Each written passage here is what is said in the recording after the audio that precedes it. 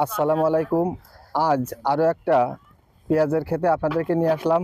দেখতে পাচ্ছেন এখানে অনেকগুলি বস্তা, হয়তো 100-র উপরে হবে বস্তাগুলি। এখানে মোট হয়তো 70 শতক জমিতে এই পেঁয়াজ উঠানো হয়েছে। কিছু কিছু বাড়িতে নেওয়া হয়েছে এবং কিছু কিছু জমিতে রয়েই গেছে। এই জমিতে কী পেঁয়াজ রোপণ করা হয়েছিল, কেমন খরচ হয়েছে, কেমন লাভ হবে সে সম্পর্কে এই জমির যিনি মালিক অর্থাৎ যিনি পেঁয়াজ রোপণ করেছিলেন তিনার সাথে কথা বলে বিস্তারিত আপনাদেরকে জানানোর চেষ্টা করছি। আসসালামু আলাইকুম ভাই। ওয়ালাইকুম আসসালাম ভাই। একটু জোরে বলবেন। জি ভাই, আপনি এখানে কি পেঁয়াজ রোপণ করেছিলেন? এখানে রোপণ করেছিলাম আমি ঘরোয়া হাইব্রিকেট। ঘরোয়া হাইব্রিড। জি, দানা কত করে পড়েছিল? দানা কিনছিলাম 7,000 টাকা কেজি। 7,000 টাকা কেজি। জি, এক কেজি দানায় আপনি কয় শতক জমি লাগাইতে পেরেছিলেন? 1 কেজি দানায় আমি 30% জমি লাগাইতে পারছি। 30%। আচ্ছা, আপনি কেমন পরিমাণে ফলন পেয়েছেন এই জমিতে? এই জমিতে ধরেন আমার হয়তো 1.5 মণ পত্তায় পেঁয়াজ হবে।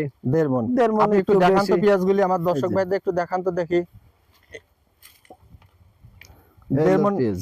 1.5 মণ পত্তায় পেঁয়াজ হলে তো আপনার লস হবে। হ্যাঁ, লসই তো হবে। লস তো এমনিও লস, অমনিও লস। হ্যাঁ, এমনি লস। আপনার মনে করেন আমার এই বুঝি মোট মিলে খরচ আছে কিছু না হলো 40,000 টাকা। 40,000 টাকা। 35% জমি, জি। 40,000 টাকা খরচ। জি যদি এখানে আমাদের তো আর সব নিজস্ব ভুই না, জি আমাদের বর্গা আছে, লিজ রাখা আছে, কন্ট্রাক্ট জি। রাখা আছে, বন্দুক রাখা আছে। আমরা যদি সেই টাকা হিসাব করি, আমার এই বছরে এই জমির দাম আসে হচ্ছে 20,000 টাকা। তা আপনার ওই 40-এর সাথে আরো 20,000 টাকা যোগ দেন, জি 60,000 টাকা। 60,000 টাকা। জি। তা আমি পিএস যদি পাই এই বইতে 50 মণ, তা পিএস যদি 800 টাকা হয়, মন বিক্রি করতে হয়। হ্যাঁ মন বিক্রি করতে হয়, তাহলে আমার লস কত টাকা গাঁথতে থাকে? তাহলে তো তাহলে আমার কিছু না হলেও 20,000-25,000 টাকা আমার গাঁথতেই থাকে, আমার নিজের শ্রম বাদেই। তাহলে আমাদের মতো কৃষক সারা বছর খাইতে যদি আরো 25,000 30,000 টাকা এক বুঝতে লস যায়, জি, তাহলে আমরা কৃষক কিভাবে বাঁচবো? আপনি পেঁয়াজের রেট কত করে হলে আপনাদের পত্তা হয়? পেঁয়াজের রেট এখন বর্তমান আমাদের 1,500 থেকে 2,000 টাকার ভিতরে থাকলে আমাদের কৃষক বাঁচে। আসল পুঁজি বাঁচবে।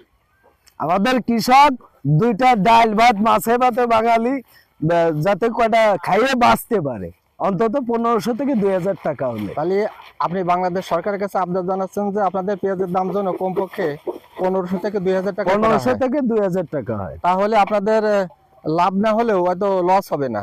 না, আমাদের লাভ না হলেও হয়তো আমরা চলে ফিরে যাইতে পারবো, এই এতটুকু। আচ্ছা, আলহামদুলিল্লাহ।